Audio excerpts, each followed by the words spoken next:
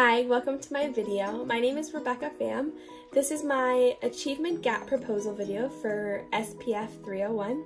In this video, I'm going to talk about what the Achievement Gap is, some potential causes for it, a solution that I think may help reduce the effects of the Achievement Gap, and my intended outcome. So I'm excited to share with you what I've learned this week, and let's get started. So what is the Achievement Gap? The Achievement Gap refers to any significant and persistent disparity in academic performance or educational attainment between different groups of students. I think that it's important to note that with the Achievement Gap, the emphasis is placed on the result. We're looking at if students are able to attain a certain test score in standardized tests. I prefer to use the term opportunity gap, which draws attention to the conditions and obstacles that young students face throughout their educational careers. Rather than focusing on what students are missing, the opportunity gap focuses on why students aren't getting to the achievement that we're looking for them to get to. Before talking about potential solutions, I think it's important to note the three causes that I've identified for why the opportunity gap exists in the first place. And the three causes that I've identified are a lack of resources, a lack of funding, and a lack of professional development.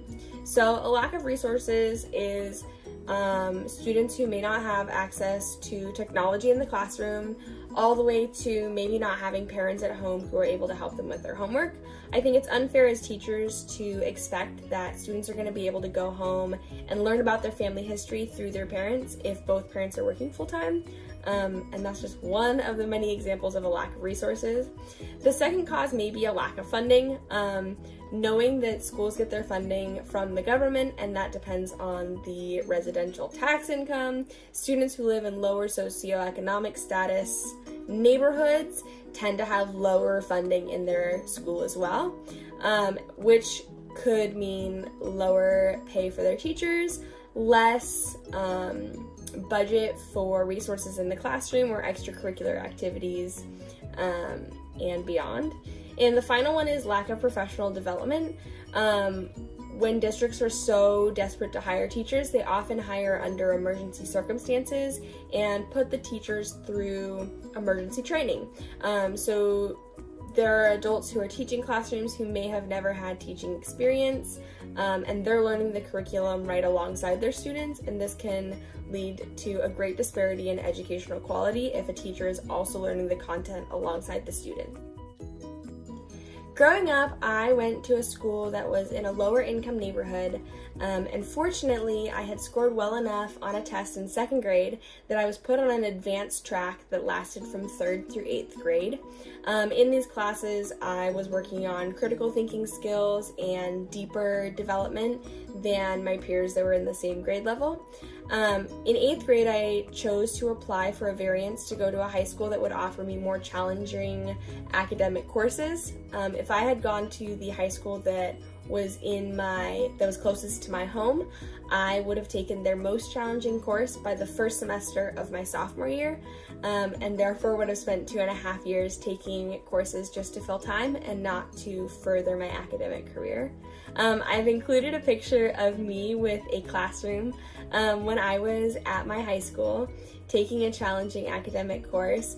I also got to partner with a 4th grade class, and I was a peer mentor for them, so I visited them every Thursday and helped with reading stories in the classroom, learning about classroom environment and how to build a cohesive class. And so that's really when I fell in love with teaching and knew that I wanted to be in the classroom even after I was done being a student. So I just thought that was a good homage to my beginning in teaching and why I'm so passionate for making sure that all students have equitable access to education. So my solution for helping to close the opportunity gap is to provide leftover food for students to pick up at the end of the day to take home and have meals at home. I think this is really important because I remember growing up in a state of food scarcity and not being able to focus on my classwork because I was focusing on when my next meal was going to be, and if I wasn't eating at school, then I probably wasn't eating at all that day.